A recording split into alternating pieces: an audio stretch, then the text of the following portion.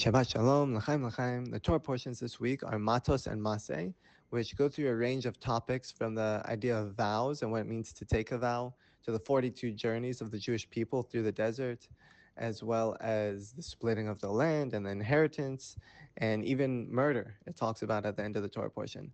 And I thought, as I was reading through the Torah portion this week, that all of these themes are really rich and they speak directly to the moment that we're in now. The Torah portion opens with the power of speech expressed through vows. It reminds us how powerful our words are and how they really shape reality. It's a natural bridge to understanding tefillah, which is the deepest expression of our voice. It's how we change the world around us. And then the Torah moves into this topic or this theme of emunah, which is expressed by the journeys of the Jewish people through the desert and the laws of the cities of refuge. And then finally it concludes with fairness and justice, which is about the division of the land, about how everyone got exactly the land they needed, and it goes according to inheritance. And we even, again, talk about the daughters of Slavchad, how they should marry into only their tribe so that the land remains with that tribe.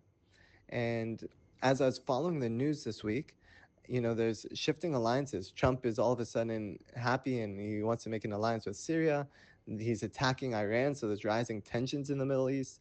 And there's continued pursuit of the terrorists that infiltrated Israel on October 7th.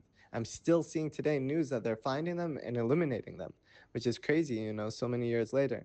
And so all of these themes echoed loudly to me. I felt there was a striking connection between the current events and the closing passages of the Torah portion, which details the laws of murder in the land of Israel.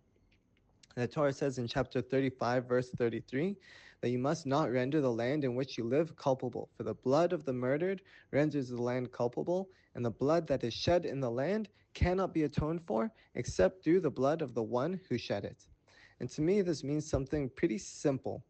No political maneuvering and no shifting alliances and no human calculations can override Hashem's justice.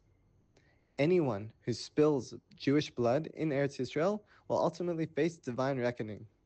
And even if you look at Iran, powerful nations with proxies all over us and the influence, to influence the whole world with their oil and whatnot, cannot escape Hashem's judgment. Hashem will avenge his people.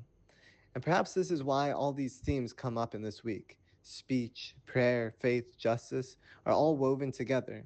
They point us toward the single most powerful action that we possess, which is tefillah, to daven.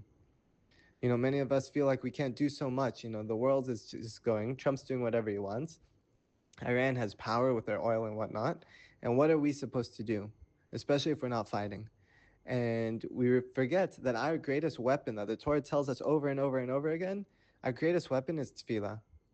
To pray for the downfall of our enemies, for the protection of Am Yisrael, and ultimately to pray for the day when Hashem will remove the Yetzer Hara and the Sitra Achra entirely.